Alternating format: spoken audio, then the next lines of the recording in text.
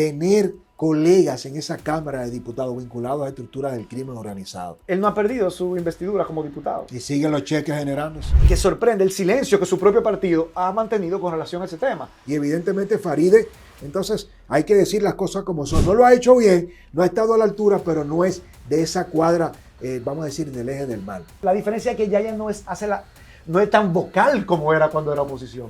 Ya no llama la atención y se niega públicamente porque quiere cuidar la imagen de su gobierno. Ahora me hace sentido. El Código Penal dominicano se bloquea no por el peso y el debate de las 3 causales, sino por el endurecimiento de las penas para la tipificación de los casos de corrupción. ¿Y dónde está el Estado? No tiene dinero. Pero para corrupción hay muchísimo dinero que pudiera estar garantizado para garantizar esa vida digna a esas personas que están sufriendo. Y que abiertamente el presidente Luis Abinader llamó a sus diputados y senadores, lo llamó a Palacio.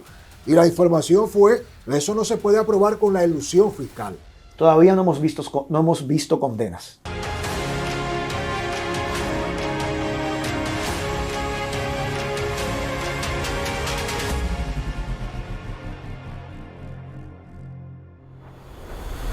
Sean bienvenidos una vez más al Demócrata, el hijo de don Pancho y doña Fela, Francisco Tavares. Como siempre digo, la familia primero.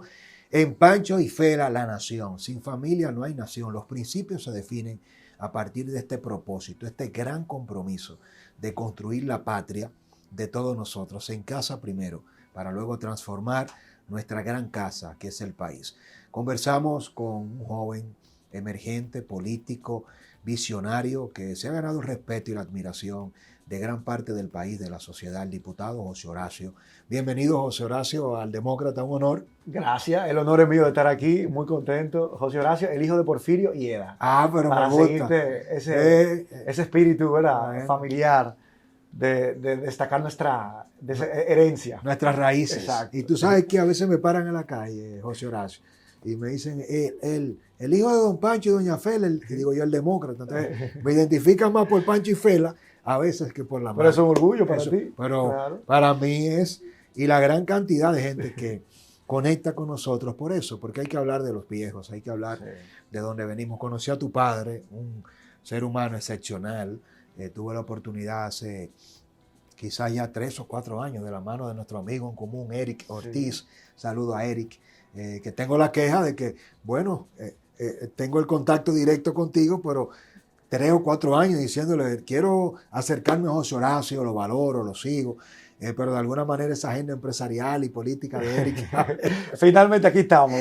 A veces lo dificulta. José Horacio, cuéntanos un poco de todo lo que ha pasado con esta nueva organización política que surge luego de tu salida de Alianza País, un poco todo lo que pueda valer la pena reseñar de cara al pasado reciente y cómo se logra dar este gran salto de tener a Opción Democrática. Bueno, yo me siento muy contento de poder tener a Opción Democrática como partido político reconocido ya con el derecho a participar en el país, porque este fue un camino que iniciamos en el 2014.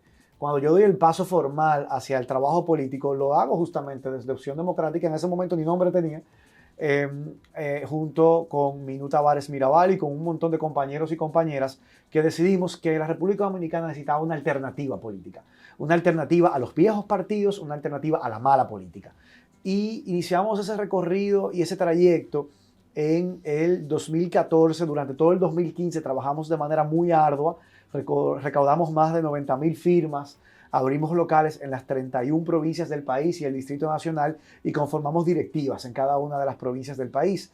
Luego recibimos la embestida de una junta electoral controlada por el PLD en ese momento, que de manera arbitraria, violando la ley, nos negó el derecho a la participación política. Un derecho que fue restituido por el Tribunal Constitucional y en el 2018 Opción Democrática fue reconocida como partido político por las leyes del país y por la Junta Central Electoral de ese momento. Pero en ese momento se aprobó una nueva ley de partidos políticos que buscaba cerrar la posibilidad del surgimiento de nuevas alternativas y opciones. Y aprobó una serie de artículos inconstitucionales que nos llevaron para poder ejercer nuestro derecho a la libertad de asociación, a la igualdad, a la participación política, a fusionarnos con Alianza País. Lo que pasa es que yo me hice ya figura pública, conocida, desde la plataforma de Alianza País, pero una Alianza País que era el resultado de la fusión con Opción Democrática que se dio en agosto del 2019. previo a las elecciones del 2020. De hecho, yo lanzo mi precandidatura a diputado desde Opción Democrática en julio del 2019. El mes siguiente nos fusionamos con Alianza País y entonces la candidatura corrió desde Alianza País y yo gano las elecciones por Alianza País, pero transcurrido ya un año de ese proceso, la fusión nunca se materializó en la práctica. Y a lo interno del partido, de alguna manera, nosotros éramos los de Opción Democrática, aunque hacia afuera todos éramos aliancistas, hacia adentro había esa diferenciación, lo que nos llevó a dar por terminado ese pacto de fusión y a solicitar a la Junta Central Electoral, acogiéndonos a que la Junta Central Electoral tiene la facultad legal de revisar los pactos de fusión en base al artículo 126, párrafo 3 de la Ley de Régimen Electoral. Y nos acogimos a esa revisión que fue acogida por la Junta Central Electoral de manera satisfactoria y fue restituida la personería jurídica de Opción Democrática. Anulando la fusión. Anulando la fusión. Entonces ya desde hace ya un poco más de un mes, Opción Democrática resurge en el escenario electoral dominicano y yo estoy muy contento porque justamente esta semana es la primera vez que mi participación en el pleno de la Cámara de Diputados se proyecta en la pantalla cuando cualquier diputado va a hablar, el nombre del diputado, el tiempo que tiene disponible, la provincia, el curul y el partido. Y por primera vez ya se veía mi partido, Opción Democrática, en el que he trabajado con mucho amor, con mucho entusiasmo por este país desde el 2014. Así que es una gran satisfacción y ahí estamos con mucha gente joven, con mucha gente comprometida con la buena política, creciendo. Y eso me motiva y entusiasma muchísimo. Qué bueno. Pareciera contradictorio, José Horacio, y quiero con esto no comprometer tu juicio, pero en honor a la obligación de la transparencia y de los aprendizajes sociales, abordar el tema de Guillermo Moreno, con todo lo que, la experiencia vivida. ¿Qué pasó hacia adentro que se reditúan las prácticas dictatoriales, denuncias que tanto tú como muchos de tus compañeros, colegas y la misma Minú hicieron hacia Guillermo Moreno, no a título personal, pero sí en su forma de manejar la organización política? ¿Qué es lo que pasa con proyectos como Alianza País, que al final no logran aprovechar una alianza como esta que ustedes tuvieron? ¿Cuáles son esas conductas rechazables que quizás de repente tenemos que conocer nosotros públicamente para no exponernos a repetirla? Mira, yo quiero, ver la experiencia de lo vivido como un aprendizaje para pensar en el futuro. Y yo veo la política como una acción colectiva. Y yo digo, la buena política es una acción colectiva por el bienestar colectivo. Y cualquier proyecto político, y por eso yo creo en que necesitamos buenos partidos y mejores partidos, porque yo no creo que la política debe ser un proyecto individual o personal, sino que debe ser un proyecto colectivo. Y cuando tú te aglutinas con un grupo de gente que piensan igual para un objetivo común, tú te terminas convirtiendo en un partido, aunque le llamemos de otra manera. Entonces, diferencias en las formas, en las prácticas, en los métodos, en esa diferencia de entender la política como un proyecto personal versus la política como un proyecto colectivo,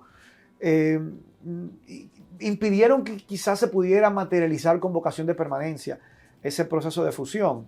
Pero para mí es un aprendizaje. Hay que aprender de los errores y así ser capaces de construir y cosechar éxitos políticos, porque al final uno está en la política para poder transformar la sociedad, para construir una sociedad más justa, una sociedad que garantice los derechos a todas las personas y que pueda permitir que la riqueza que generamos como sociedad, que cada vez sea más, pero que la podamos redistribuir mejor para que todas y todos vivamos mejor en nuestra patria y no tengamos que emigrar a poder buscar mejores oportunidades de vida y para que quienes se quedaron, nuestros familiares que se quedaron aquí, vivan también mejor con lo que nosotros le podamos enviar. Eso no es el país que queremos. Y para poder construir el país que sí queremos, que es posible, si nos organizamos, si trabajamos, si nos enseriamos, hay que hacer política y hay que hacer buena política, pero hay que ganar elecciones. No basta con sentirnos satisfechos porque participamos. Eso no es suficiente. Entonces, por eso yo creo que hay que aprender a combinar el ejercicio de la política como una herramienta que permita reivindicar lo bueno que tenemos como sociedad, pero al mismo tiempo ganar elecciones. Y esa combinación a veces se vuelve difícil, pero demostramos que es posible, porque ganamos en el Distrito Nacional la diputación más votada en el 2020 y esperamos repetir esa hazaña para el 2024 con nuevos y más candidatos a diferentes niveles de elección en diferentes territorios de la geografía nacional. Bueno, de repente Guillermo Moreno pensaría que tú le debes su diputación a él, y a su partido. Y yo no creo que mucha gente votaría por Guillermo Moreno como diputado. Y lo digo esto a título personal, y más que ese juicio, lo que comparto contigo en este momento, José Horacio, es qué es lo que le pasa a las izquierdas en República Dominicana, que son tan conflictivas, que son tan dictatoriales, porque Guillermo Moreno parece que se parece más a un dictador en democracia que a un demócrata. ¿Por qué es tan difícil construir alianzas en las izquierdas cuando la derecha se alían y lo hacen tan fácil para imponer la agenda del mal? Por eso estamos tan mal, porque en las izquierdas nunca hay alianza. Sí. ¿Cuál es tu lectura? Y el equilibrio es bueno e importante en una sociedad a la hora de tomar las decisiones, lo conversábamos antes de comenzar el programa. Yo creo que y me gusta que tú dices las izquierdas, porque claro, hay muchas izquierdas, no hay una sola izquierda, y los progresismos. Yo creo que tenemos que hacer una autocrítica y entender exacto qué nos ha impedido avanzar en República Dominicana, porque hemos visto proyectos de izquierda exitosos en diferentes países de la región, como el que encabezó el ex y ojalá futuro presidente de Brasil, Lula da Silva, que encabezó un proyecto progresista de izquierda y que logró sacar de la pobreza a millones de brasileños y que millones de brasileños vivan mejor y mejor en su calidad de vida. O, por ejemplo, las izquierdas que gobernaron desde el Frente Amplio en Uruguay, con Pepe Mujica a la cabeza, que es una sociedad que experimentó una gran transformación, un avance en materia de derechos. Un laboratorio fascinante social. Y que se demostró que se puede ejercer el poder sin enriquecerse y favoreciendo a las grandes mayorías, mejorando las políticas públicas de cuidado, de bienestar social. Y pongo esos dos ejemplos porque creo que son ejemplos exitosos. Hay ejemplos que no han sido exitosos de izquierda, como también los hay de las derechas. Ejemplos que han fracasado y que han representado un retroceso en cada una de sus naciones. ¿Por qué las izquierdas en República Dominicana les cuesta tanto gobernar y aliarse? Yo creo que por diferentes razones. A ver. Y hay razones internas y también razones externas. Aquí no hemos podido ponernos de acuerdo las diferentes propuestas de izquierda que han habido en el pasado para presentar una propuesta política creíble y atractiva a la sociedad, que pueda traducir un discurso que conecte con las grandes mayorías y con las clases trabajadoras del país, que al final son las grandes mayorías, y no ha podido conectar con el discurso. Y yo creo que en un determinado momento Estados Unidos jugó un rol como política de Estado, pensando que quería evitar que aquí se pudiera dar un proceso que se encaminara hacia lo que fue Cuba en un determinado momento, o Venezuela. Esa fue la justificación para la segunda invasión norteamericana de 1965. Es decir, que esa fue una justificación. La gran justificación histórica, aunque los 40.000 marines no llegaron aquí, se utilizó de puente para ir a Vietnam, porque necesitaba una autorización del Congreso de Estados Unidos. Y esos son datos históricos que usted lo puede buscar. Sí. Pero me gustaría que profundices un poco más en el contexto. ¿Crees tú que están las izquierdas revolucionarias, radicales y los grupos en República Dominicana dispuestos a apoyar a Opción Democrática en una coalición? Opción Democrática no tiene un discurso, revolucionario en este momento. Opción Democrática tiene un discurso de rechazo al neoliberalismo. Y cuando hablamos de neoliberalismo, ¿a qué nos referimos? A esa tendencia que marca mucho y caracteriza mucho a este gobierno de privatizarlo todo, de priorizar a lo privado sobre lo público. Cuando hay temas fundamentales en una sociedad que la única forma de resolverlos y de hacer que se conviertan en derechos garantizados para toda la población es desde el ámbito de lo público, y me refiero a la salud. Me refiero, por ejemplo, a una buena educación.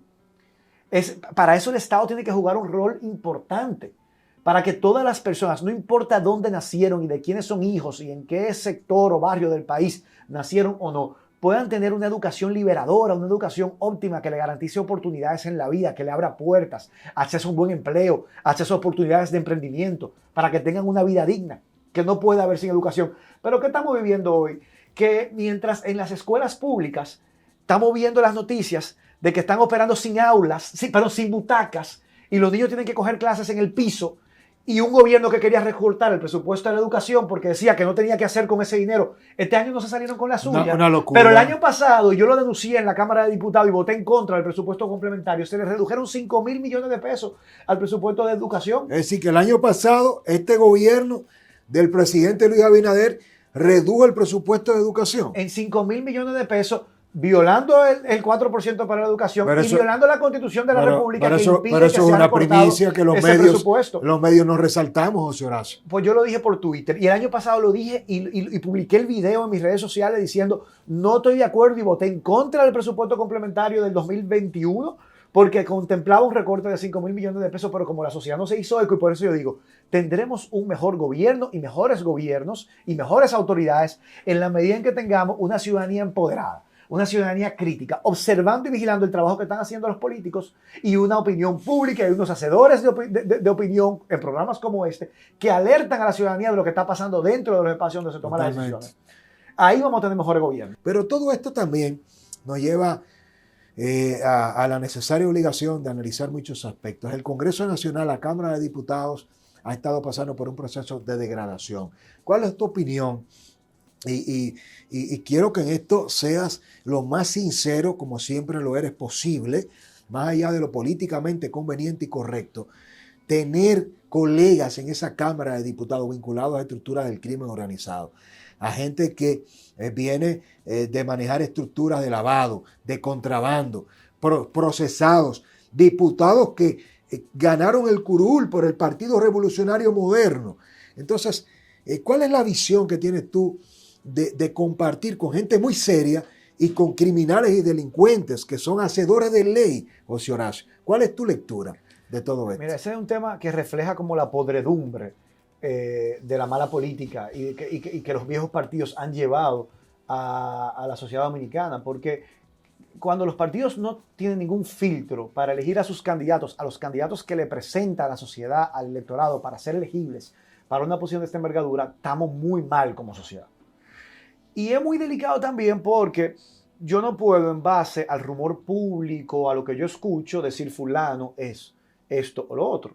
Ahora, hay un hecho incontrovertido. Hay un miembro de la matrícula de la Cámara de Diputados que tiene ya más de un año preso en Estados Unidos.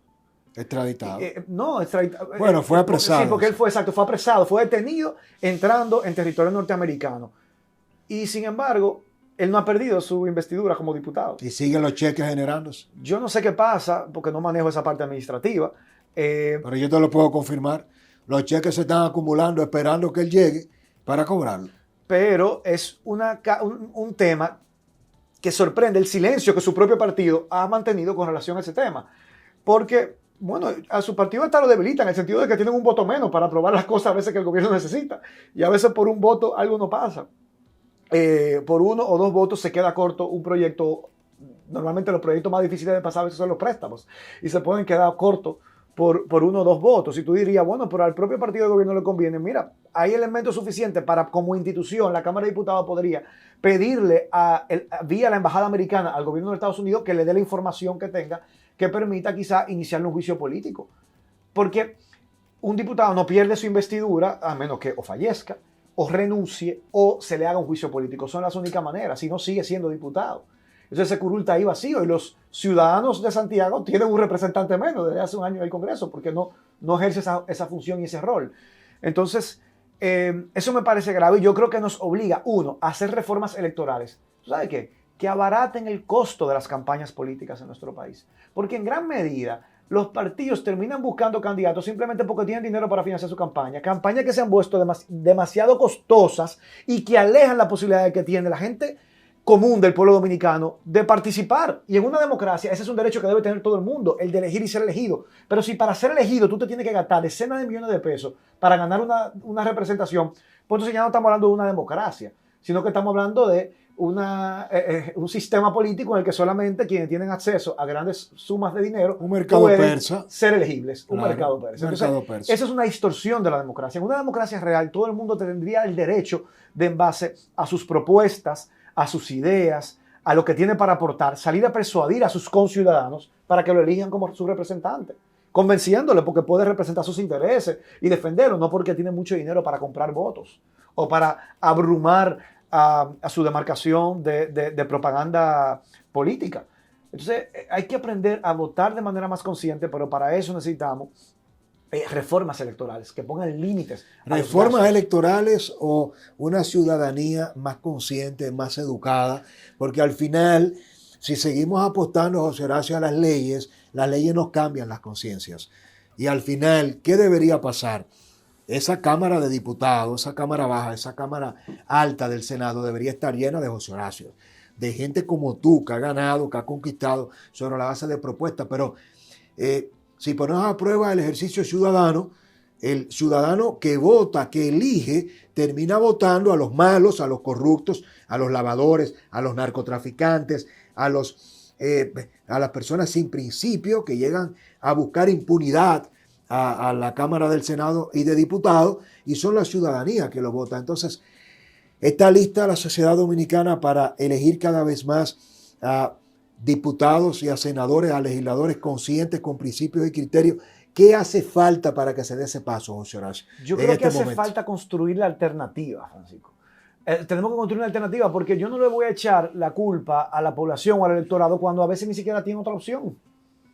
Y lo hemos conversado. ¿Qué opciones tienen? ¿Dónde están las alternativas probas, con credibilidad, con una buena preparación e información, pero al mismo tiempo que sean capaces de construir un discurso y una práctica política que conecte con la gente?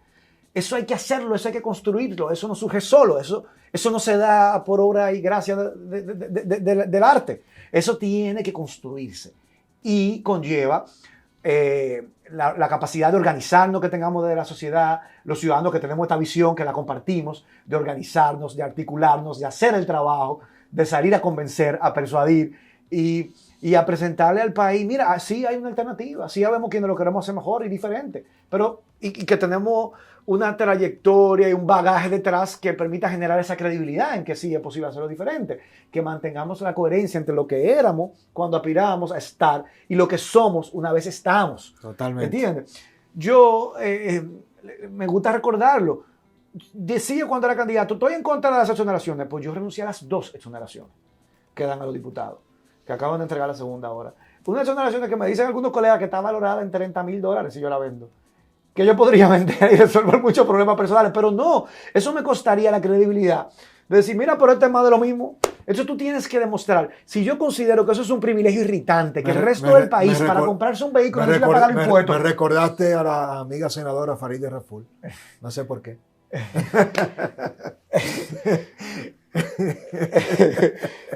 Pero sí. Continuamos. No, porque yo creo que Farideh, y quiero aprovechar para dar mi opinión, yo creo que es una gran legisladora, creo que está jugando un rol muy diferente al que jugaba desde la oposición, porque ahora es oficialismo, y para cualquier legislador el rol es distinto, porque cuando tú eres oficialismo te toca jugar, coordinar con tu gobierno las acciones, cuando tú eres oposición te toca evidenciar lo que está mal para criticarlo y proponer una alternativa. No estoy de acuerdo contigo, José Horacio. ¿Tú sabes por qué no estoy de acuerdo? Porque la grandeza de la nueva política en la que creemos tú y yo es que si José Horacio fuera senador de Opción Democrática y el presidente y el gobierno de Opción Democrática está haciendo cosas incorrectas en educación y está haciendo cosas incorrectas en la seguridad ciudadana, ¿qué haría José Horacio? ¿Qué haría José Horacio? ¿Va a ser cómplice como senador del Distrito Nacional de eso? ¿Tú lo justificarías? Jamás. No, uno no debe ser cómplice. Ahora, y quizá... ¿Te das cuenta? Sí, no, pero la diferencia está en la forma.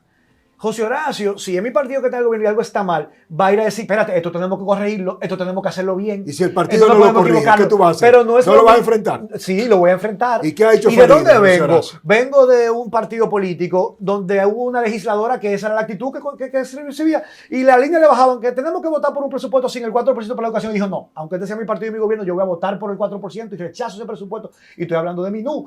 Cuando se hizo la reforma fiscal en el año 2012, porque hubo un déficit fiscal que dejó el expresidente Leonel Fernández, y dijo que ese déficit fiscal fue para que Danilo ganara las elecciones. Y entonces, para poder pagar el déficit fiscal, hubo que hacer una reforma que llevó el ITEVIS de un 16% a un 18%. Y siendo su partido en el gobierno, dijo, no, el pueblo está en las calles y está en la plaza, en el Conde, en la Puerta del Conde, ahí en el Parque Independencia, y votó en contra de la reforma fiscal. Minú Tavares Mirabal siendo diputada y era su partido que tal vez yo vengo de ahí, yo tengo ese ejemplo. Muy grandioso. Yo tengo ese ejemplo. Y votó en contra. Minú y yo me acuerdo, cuenta con el respeto y la admiración nuestra por eso, porque enfrentó lo peor de Leonel, lo peor de Danilo y tuvo la proeza y tuvo la integridad de renunciar a todo lo que se le ofrecía siendo todavía del partido de gobierno, denunció Punta Catalina y dijo, esta obra está totalmente, sobrevaluada. Meses después y la renuncia acusaron y del renuncia. PLD porque dice, no, ya esto no da Sí. más. Pero venía de años asumiendo esa actitud que tú dices, siendo oficialista, cuando algo estaba mal, destacándolo. ¿Y se pudiera comparar la actitud de Faride a la de Minú? Mira, No te quiero poner una situación pero sí delicada, pero te tengo que preguntar, José Horacio, porque lo que está en juego es tu credibilidad. bueno, yo creo que hay mucha gente que y sí creo que las compara. y creo que la amistad no puede obligar más allá de lo prudente. No, pero lo que digo es las formas. ¿Qué pasa? Yo creo que es un error de comunicación de mi querida amiga Faride, porque en las formas, lo que la hizo destacarse fue lo aguerrida que era en el mensaje y en la oposición. Entonces ahora a mí me consta que ella se ha opuesto a mucho préstamo dentro del Senado. A mí me consta porque yo estoy ahí adentro y lo sé que ha llamado la atención. La diferencia es que ya no es, no es tan vocal como era cuando era oposición. Ya no llama la atención y se niega públicamente porque quiere cuidar la imagen de su gobierno.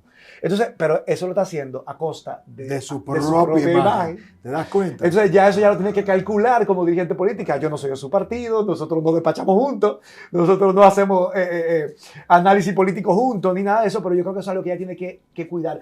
Ahora, desde dentro a mí me consta el trabajo que ella hace, por ejemplo, pertenezco a la Comisión Bicameral de Ordenamiento Territorial que ella preside, lo bien que ha hecho ese trabajo, temas como lo del préstamo, que he visto que ella se ha negado a aprobar préstamo, pero ella no llama la atención con eso, está afectando su imagen, está cuidando su gobierno. Yo no tengo vela de ese entierro porque yo no soy de ese gobierno y no se trata de mi imagen. Ahora, estoy de acuerdo contigo, uno tiene que tratar de mantener la coherencia y siendo legislador, que sea tu partido que esté gobernando, te sigue obligando a representar al pueblo que te eligió, ante el cual tú tienes que rendir cuenta. Eso lo dice la Constitución. Claro. Y yo creo que eso es lo que hace que tú puedas construir una imagen que no se desgaste en el tiempo y que además sea permita generar esperanza y que hace que gente crea en que es posible tener un mejor liderazgo, un liderazgo comprometido con los intereses nacionales y que no es dócil o maleable y que donde dije Diego, ¿entiendes? Entonces eso es muy importante porque yo reivindico la política como una actividad noble al servicio del bien común que permite transformar la vida y la sociedad. Pero cuando actuamos mal en el ejercicio político, estamos desacreditando la política. Y entonces le hacemos mucho daño a la posibilidad de cambio. Y a la sociedad y a las transformaciones. José Horacio, en el tema de Faride, pareciera que el PRM no la quiere a ella como candidata. Y no te voy a preguntar del PRM, pero si se diera el escenario previsible, posible, de que Faride quisiera repetir en la senaduría y que no se le, en la organización política a la que ella pertenece, el PRM no la lleva, pudiera Opción Democrática recibir a Faride para que sea una senadora, una candidata senadora del Distrito Nacional. ¿Se parece Faride a lo que Opción Democrática quisiera tener en el Distrito Nacional? Mira, yo creo que Opción Democrática no es José Horacio. Esa es una respuesta que yo no puedo dar en nombre de Opción Democrática. Nosotros tendríamos Pero si dependiera de ti, que discutirlo como partido. Bueno, yo pienso que es algo que no se podría descartar si dependiera de mí. Yo en muchos temas he sentido mucha afinidad con Faride. De hecho, a la hora, por ejemplo, de discutir y debatir el Código Penal, fuimos aliados en esa comisión bicameral, hemos sido aliados en la Comisión de Ordenamiento Territorial y Uso de Suelo.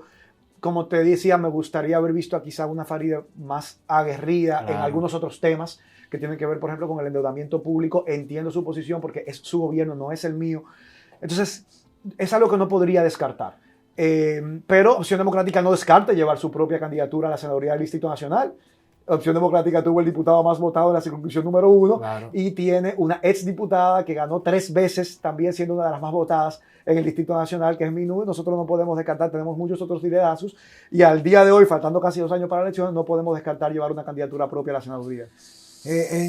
Vamos a hablar un poco de tu perfil y antes de llegar allí con toda la proyección, bueno, apuntar y decirte fuera de cámara, y lo reitero aquí, creo que Faride es una gran profesional, es una gran política, no se puede cuestionar a Faride vinculada a ningún caso de corrupción, a ninguna mala práctica, fundamental, porque si cuestionamos y enfrentamos a toda la gente corrupta del PRM, funcionarios del gobierno del presidente Luis Abinader, que practican, y esto lo digo yo, el demócrata, de manera responsable, hay funcionarios y ministros muy cercanos, tan cercanos como lo era Lisandro Macarrulla, que el presidente no lo destituyó, que el presidente no tuvo el valor nunca, el presidente Abinader. No lo vamos a comparar con Danilo, ni lo vamos a comparar con Leonel.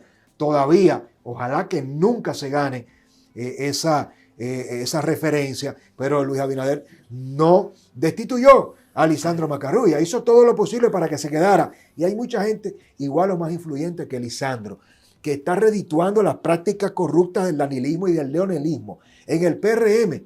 Y evidentemente Faride, entonces hay que decir las cosas como son. No lo ha hecho bien, no ha estado a la altura, pero no es de esa cuadra, vamos a decir, del eje del mal. Cerramos con Faride. Es un tema y te pido disculpas porque con muy pocas personas puedo discutirlo a sinceridad. No me gusta preguntar cosas que sé que van a generar una respuesta cínica. Cuando estoy frente a alguien como tú, transparente, con la capacidad, con la credibilidad, y por eso no solo te invitamos, sino abordo este tema para no quedarme con mi parte de la película. José Horacio, Código Penal. ¿Cuándo vamos a tener un Código Penal en República Dominicana? ¿Qué impide que se apruebe realmente el Código Penal después de tanto tiempo? ¿Cuáles son los intereses, los sectores que impiden y bloquean este proyecto de ley, esta modificación de la ley del Código Penal? Mira, del Código Penal hay mucho que hablar. Ya han pasado 2 años. Wow, es increíble como lo rápido que pasa el tiempo. Han pasado 2 años y cuando yo llegué en los primeros meses agarramos el código de una vez. Y la Comisión de Justicia de la Cámara de Diputados lo estuvimos discutiendo. Hicimos sesiones larguísimas de trabajo y en los primeros meses yo me di cuenta que a esa altura, ¿verdad? Porque si no se ha aprobado en 20 años, no es culpa de este Congreso nada más tiene 2 años. Y yo dije, a esa altura el código no se había aprobado y no era por el famoso tema de las causales y del aborto. Ah, no.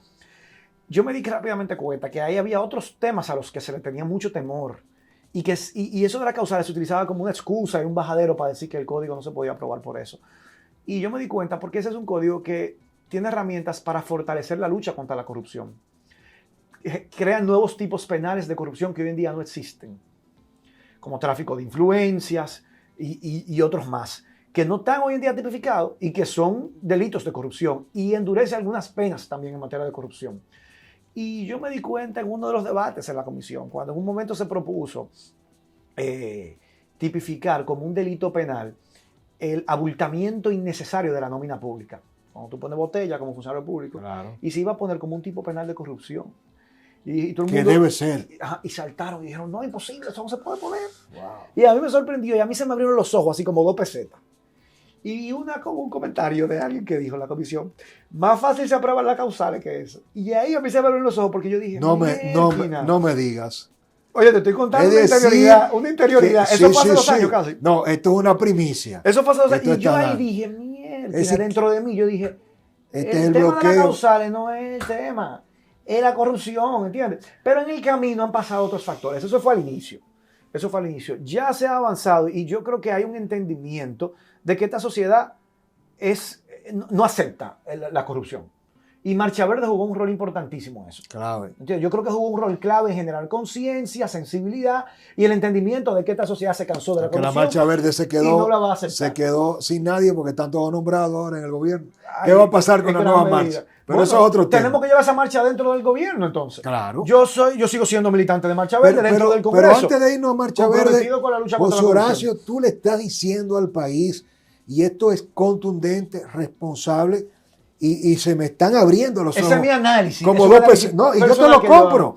Ahora me hace sentido. El Código Penal Dominicano se bloquea no por el peso y el debate de las 3 causales, sino por el endurecimiento de las penas para la tipificación de los casos de corrupción. Pero fíjate, cuando Leonel era presidente, que fue presidente... Y recuerdo que se trató de pasar una versión del Código Penal. El Congreso aprobó un Código Penal y el presidente Fernández en ese momento lo devolvió con observaciones. Lo devolvió. Se cayó. Después, en el Congreso anterior, cuando Danilo era presidente, también el Congreso aprobó el Código Penal y Danilo lo devolvió en 2 ocasiones. Entonces, en ese caso, no es el Congreso que estaba inactivo que no ha aprobado el Código. El Congreso en los últimos 20 años ha aprobado el Código 3 veces. Los presidentes lo han devuelto. Entonces, el debate y es que la causal y que el aborto, pero es que si no hay voto para aprobar las causales, que tú sabes que yo la he defendido, las causales, no hay y se aprueba entonces y causales. Entonces, el tranque no es ese. Y se ha planteado sacar las causales para aprobar el código. Yo me he mantenido firme defendiéndola, pero ahí...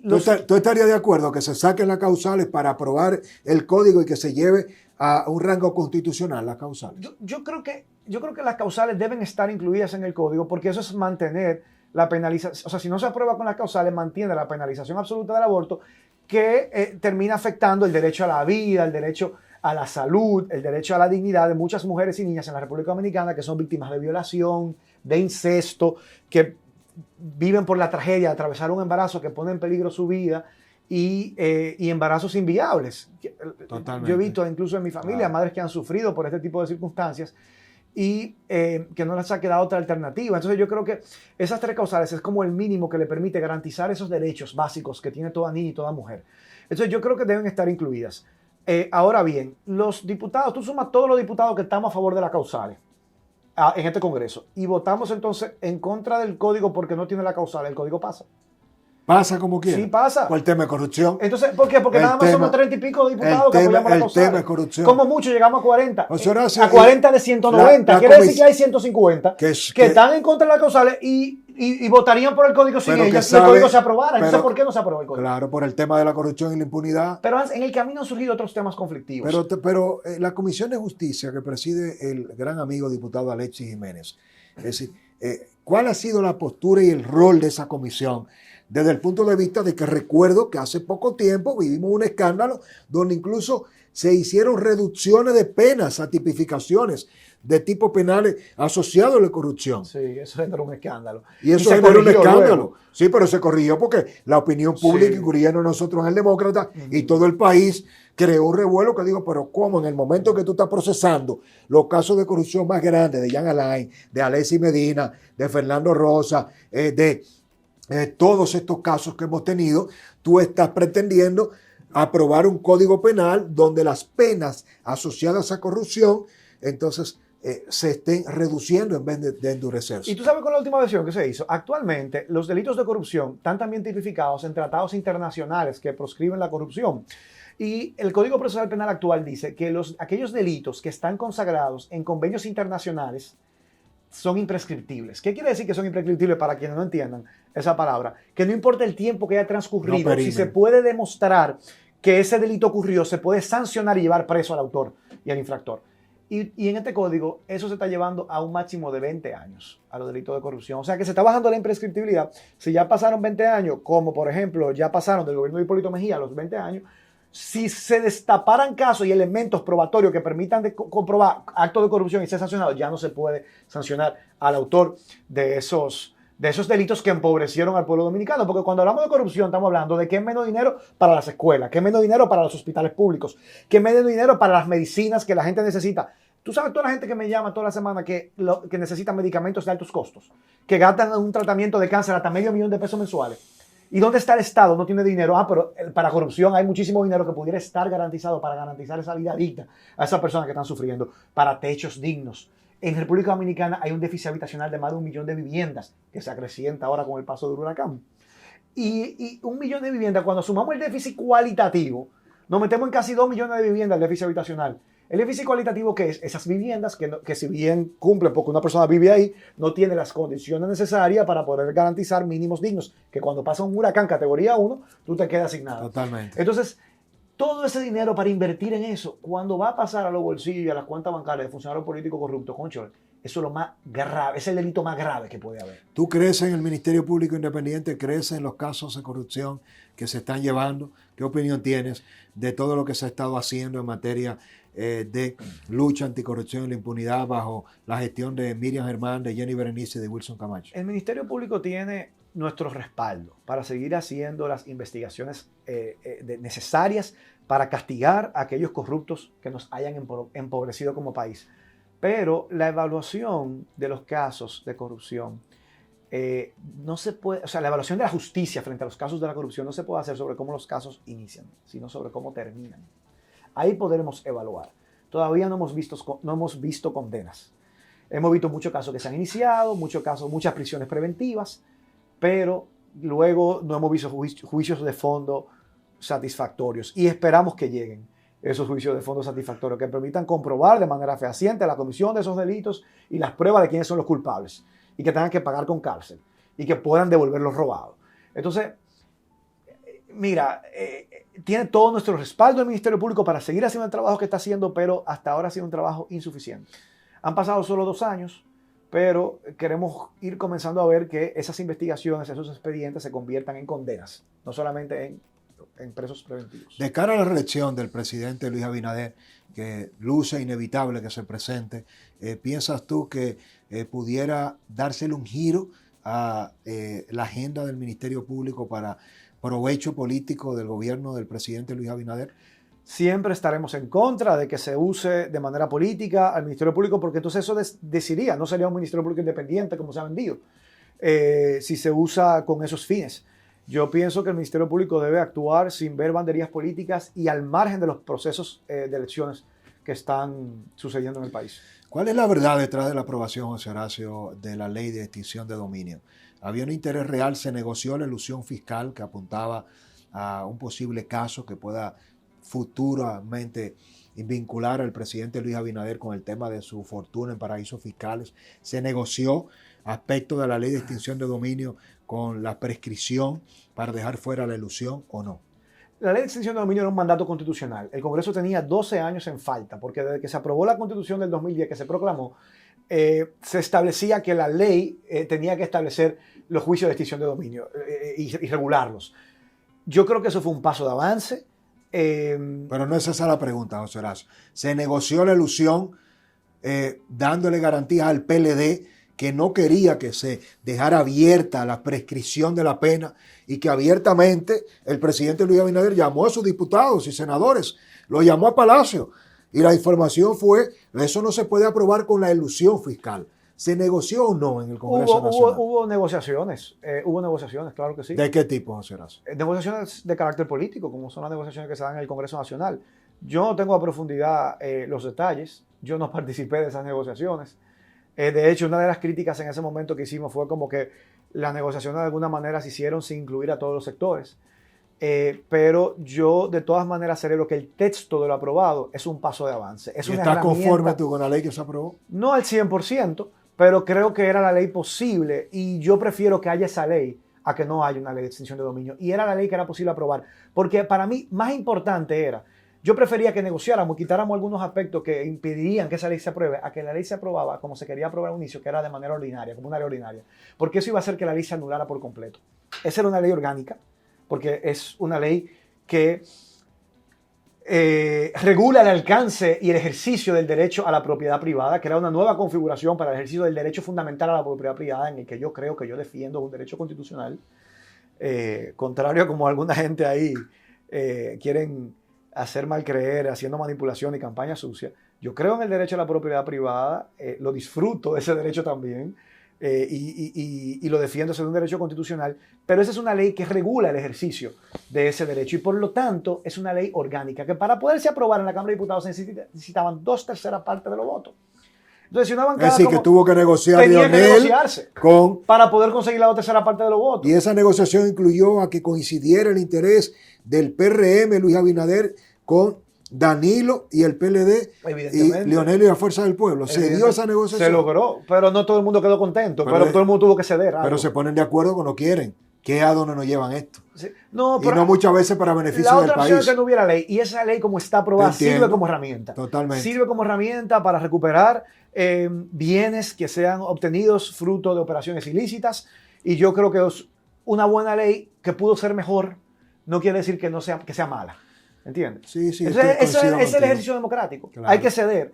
Y yo creo que de alguna manera se avanzó. Pero sí hubo... Ojalá que podamos llegar a una acción democrática donde no tengamos que ceder. José Horacio, estamos llegando al final. Producción nos indica que nos despidamos. Vamos a tener que repetir otro programa. Hay que repetir varios programas. Pero no te puedo despedir sin preguntarte dos cosas.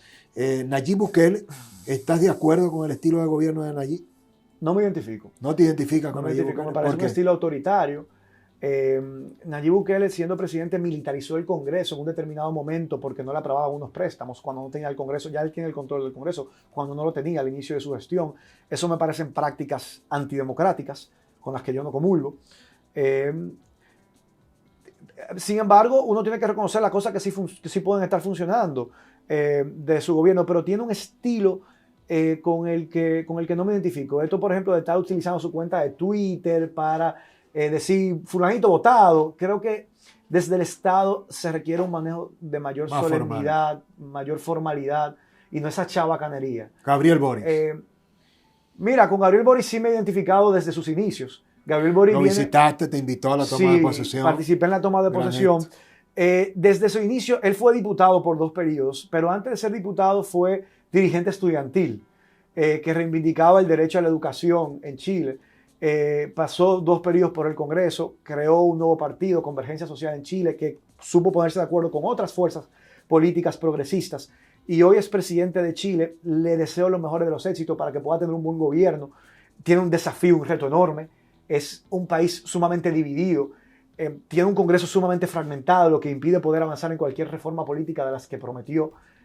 Ahora, por ejemplo, ellos están trabajando en una reforma tributaria, en una reforma al sistema de pensiones, y ojalá pueda cumplir con muchas de sus promesas. Me identifico mucho más con el estilo de gobierno de Boric y con su discurso, un discurso progresista, identificado también con el tema de los derechos humanos, de las reivindicaciones sociales, de la reivindicación, ¿verdad?, de las clases trabajadoras a tener pensiones dignas, a tener y disfrutar de mejores salarios, un derecho a la salud universal garantizada por el Estado. Entonces son reformas con las que me identifico. Finalmente, José Horacio, pudiéramos ver a un José Horacio como el próximo Gabriel Boric de República Dominicana por Acción Democrática. ¿Cuál será el próximo paso político de José Horacio? ¿A qué aspirará? ¿Alguna primicia para el demócrata? ¿Vas a repetir como diputado?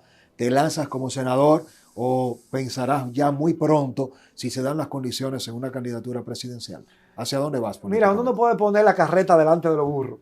En este momento nosotros estamos trabajando con un partido nuevo, que si bien estamos creciendo, todavía somos un partido pequeño, con muchas debilidades, pero con mucho entusiasmo, con mucha energía, estamos trabajando para multiplicarnos. Mi meta es que nosotros podamos tener una amplia representación congresual y municipal en las elecciones del 2024, porque eso es lo que yo veo posible. Y a mí, si bien yo tengo sueños muy grandes, no, pero también tengo los pies en la tierra.